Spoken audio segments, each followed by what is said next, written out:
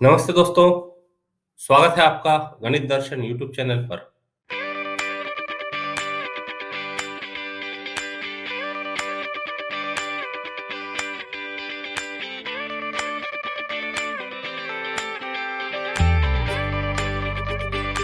New chapter number 5, straight line.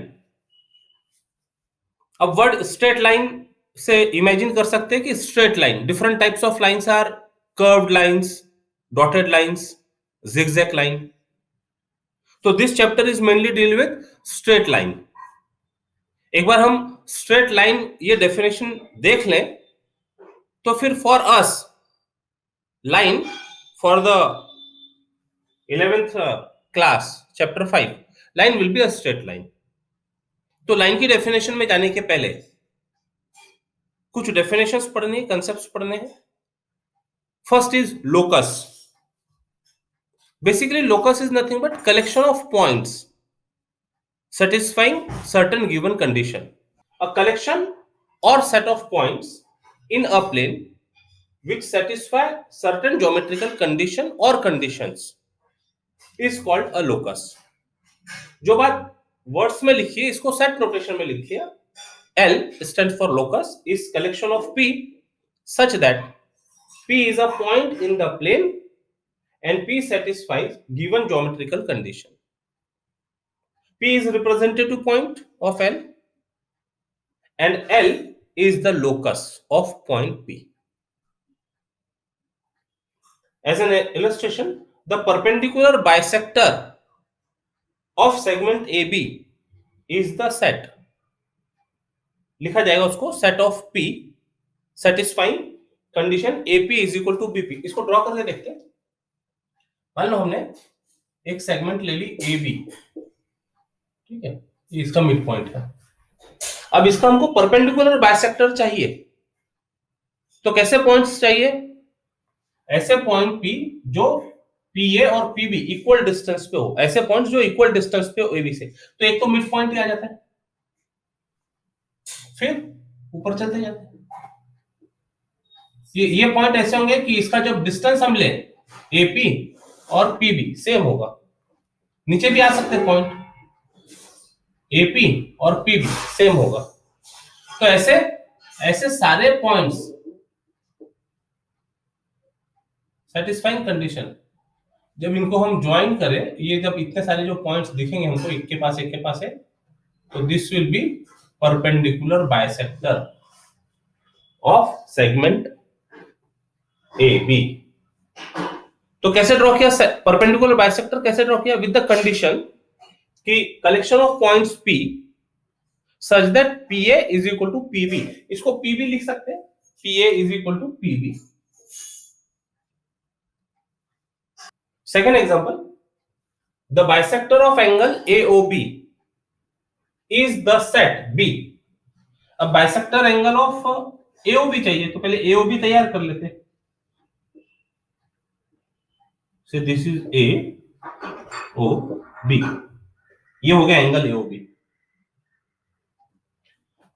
अब इसका bisector मतलब ये हमको पता है कि बिल्कुल ऐसा इक्वल डिस्टेंस पे डिवाइड करने वाली लाइन, तो यानी ऐसे पॉइंट्स का कलेक्शन, ये सारे पॉइंट्स ड्रॉ कर रहे हैं हम, ये डॉट डॉट लगा के जो है ये सब पॉइंट्स ड्रॉ कर रहे हैं।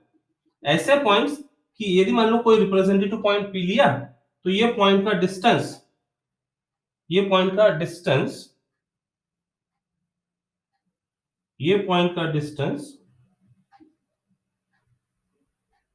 इक्वल हो। मतलब जब OB से डिस्टेंस की बात कर रहे हैं, मतलब परपेंडिकुलर डिस्टेंस इनके इक्वल हो। यहां से जब बात करेंगे तो परपेंडिकुलर डिस्टेंस है, कोई भी यदि पॉइंट लिया तो पॉइंट से यदि हमने परपेंडिकुलर ड्रॉ किया इस पर, ये पॉइंट से यहां पर परपेंडिकुलर ड्रॉ किया, तो ये इक्वल हो। Distance of P from OA and OB are same, they are equidistant. और जब हमको लाइन के रेफरेंस में, किसी लाइन के रेफरेंस में डिस्टेंस फाइंड करना हो, तो distance is the perpendicular distance. तो इस तरह के जितने पॉइंट्स यहां मिलेंगे सेटिस्फाइंग दिस कंडीशन कि उन पर उससे वो पॉइंट से यदि परपेंडिकुलर हम OA और OB पर ड्रॉ करें तो दे मस्ट बी इक्वल। तो collection of such points, locus of such points is the angle bisector of AOB. Third example, the circle with center O and radius 4, अभी condition दी हुई है कुछ, इसको यदि नोटेशन में लिखना is the set of points P such that distance of P from O is 4। अब इसको यदि ड्रॉ करें तो एक पॉइंट O ले लें, सेंटर ले लें, और सभी पॉइंट्स जिनका डिस्टेंस 4 है इसके रेफरेंस में ऐसे पॉइंट का कलेक्शन, ऐसे पॉइंट का लोकस है ना। ये जो डॉटेड डॉटेड दिख रहा है ये डिस्टेंस 4 है, ये मानकर लिया। तो ये जो कलेक्शन ऑफ पॉइंट्स है, लोकस ऑफ पॉइंट्स है, this gives circle with centre O and radius 4। अब ये तो फिगर बन गई, कलेक्शन ऑफ पॉइंट्स हो गया, लोकस हो गया। अब यदि इसका इक्वेशन हम एक्स वाई प्लेन में तैयार करें तो क्या होगा, देखो ये x axis y axis draw कर दी, एक्स एक्सिस वाई एक्सिस, और ये ओरिजिन, और इसको यदि हम P कहते हैं तो this OP is equal to 4। अब यदि यहां से हम इसका इक्वेशन तैयार करने की कोशिश करें तो OP इज इक्वल टू 4, तो OP का स्क्वायर, OP का स्क्वायर इज इक्वल टू 60।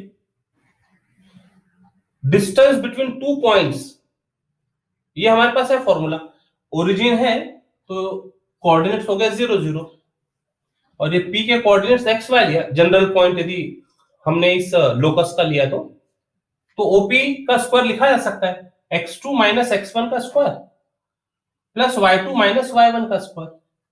तो ये x माइनस 0 का स्क्वायर प्लस y माइनस 0 का square is equal to 60। That is x square plus y square is equal to 4 का square. 16 मतलब 4 का स्क्वायर लिख सकते। तो this is the equation of curve in xy plane, equation of circle with center at origin and radius 4, x square plus y square equal to 4 square। और यही equation हमने इस कंडीशन से भी तैयार की, OP is equal to 4, OP equal to 4 से हमने इक्वेशन तैयार की। तो दोनों इक्वेशन सेम कर्व की रिप्रेजेंट कर रही है। So this equation is also called as equation of the locus. This is the equation of locus of circle with center at O and radius 4.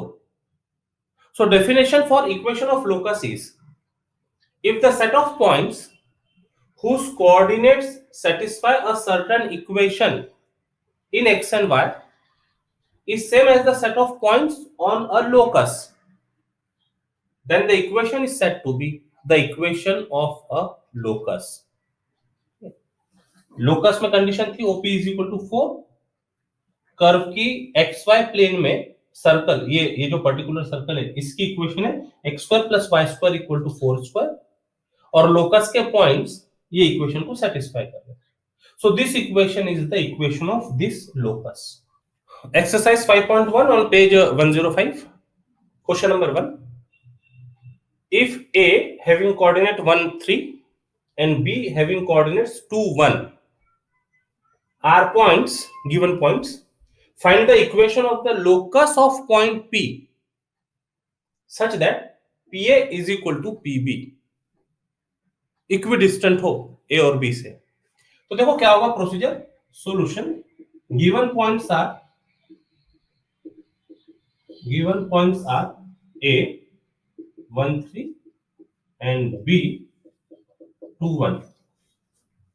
अब लोकस ऑफ पॉइंट P, तो infinite points होंगे उसमें, तो एक representative point ले लेते हैं हम, late PXY be a point on the required locus।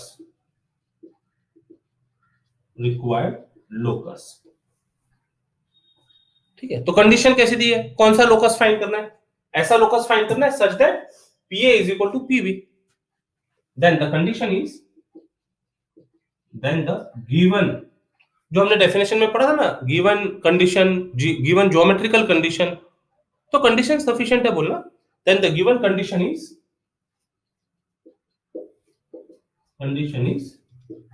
PA is equal to PB.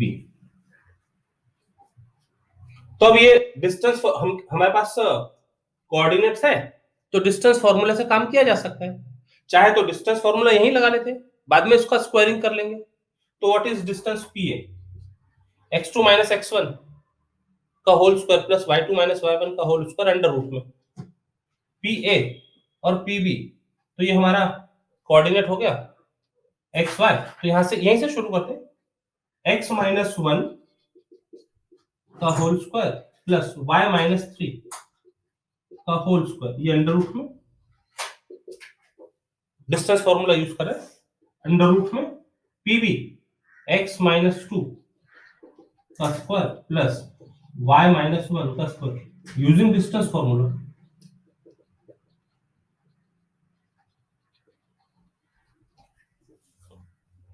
अब हमको इक्वेशन फाइंड करनी है, x और y में रिलेशन फाइंड करना है. तो x और y में रिलेशन फाइंड करने के लिए अंडर रूट को पहले हटा दो. On squaring both side we gate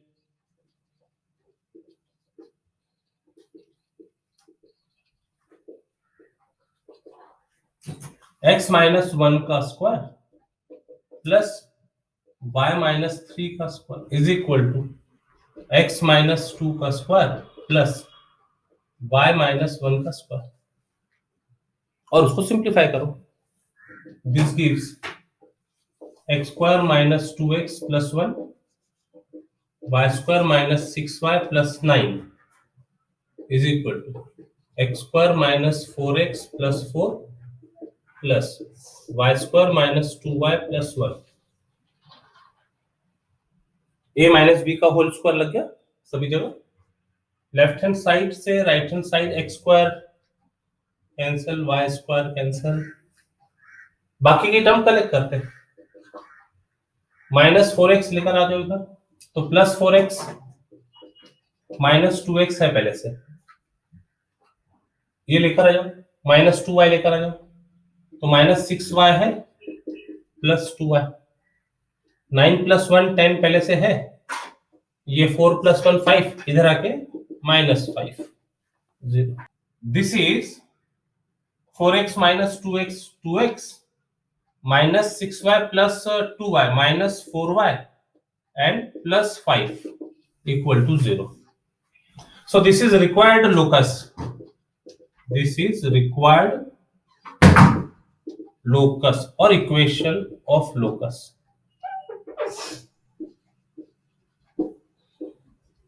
इसको डिफरेंट फॉर्म में एक्सप्रेस किया जा सकता है जैसी भी रिक्वायरमेंट हो. Question number 6. If A 1 6 and B having coordinate 3 5, find the equation of locus of point P such that segment AB subtends right angle at P. अब दो तो कोऑर्डिनेट्स दिए हुए, तो एक सेगमेंट AB की बात हो गई. Suppose AB, segment AB. अब ये राइट एंगल बना रही है P पर, तो राइट एंगल जनरली हम यहां ले लेते हैं ऐसे.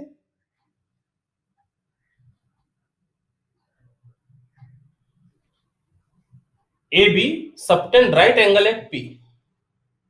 Angle APB is 90 degree. तो ऐसे पॉइंट का लोकस हमको फाइंड करना है. इक्वेशन ऑफ लोकस फाइंड करना है. Solution, given points are A 1 6 and B 3 5. एक रिप्रेजेंटेटिव पॉइंट ले लेते लोकस पे. Let P with coordinate xy be any point on the required locus.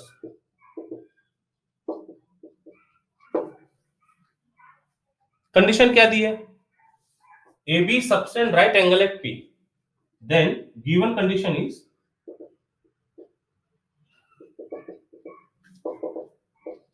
AB segment AB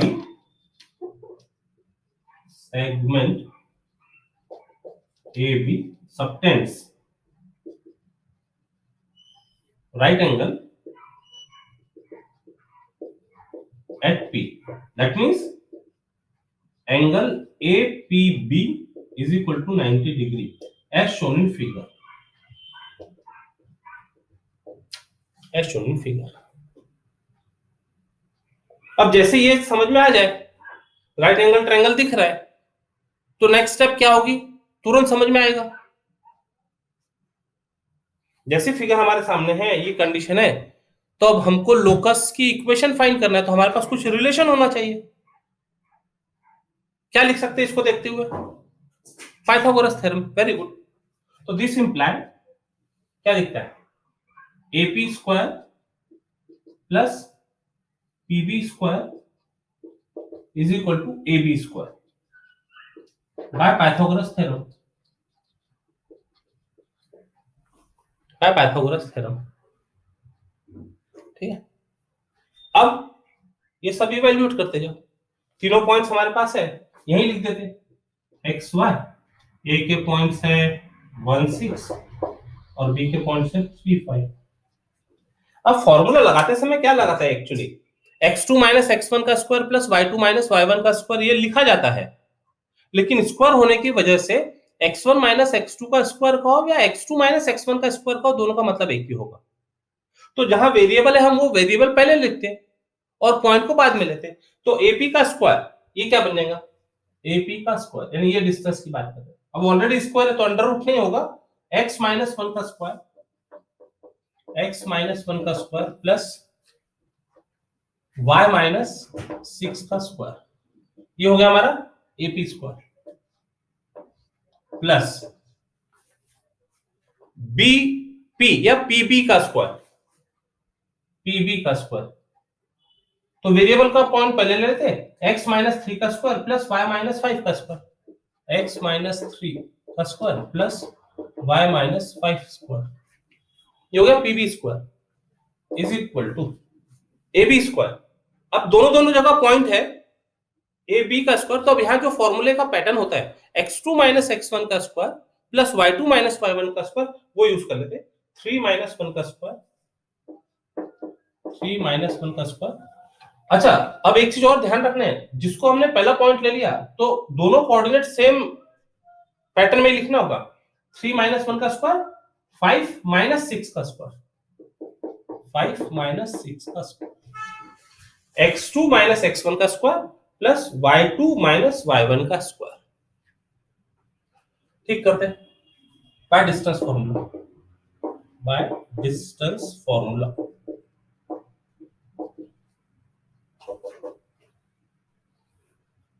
x square minus 2x plus 1 plus y square minus 12y plus 36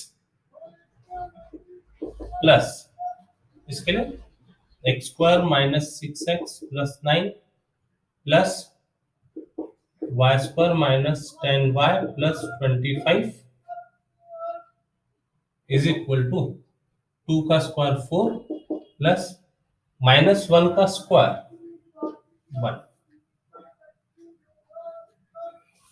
इसको add करते, x square plus x square 2x square, ठीक है, x x की term है minus 2x minus 6x minus 8x, constant term बाद में ले लेते सब, y स्क्वायर तो 2y स्क्वायर, फिर y की टर्म है minus 12y minus 10y minus 22y, कितना है ये प्लस 37, यहाँ कितना था प्लस 34 is equal to 5 और that is 2x square minus 8x plus 2y square minus 22y minus 5 कर दो यहाँ पर 2 plus 34 equal to 0, that is 2 से डिवाइड किया जा सकेगा, फिर 2x square minus 8x plus 2y square minus 22y plus 66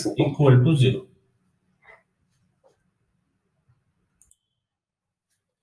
Dividing by 2,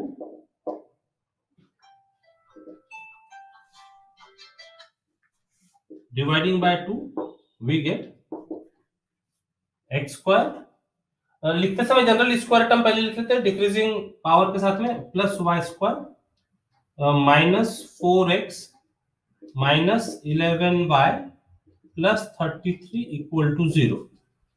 answer this is required equation of locus.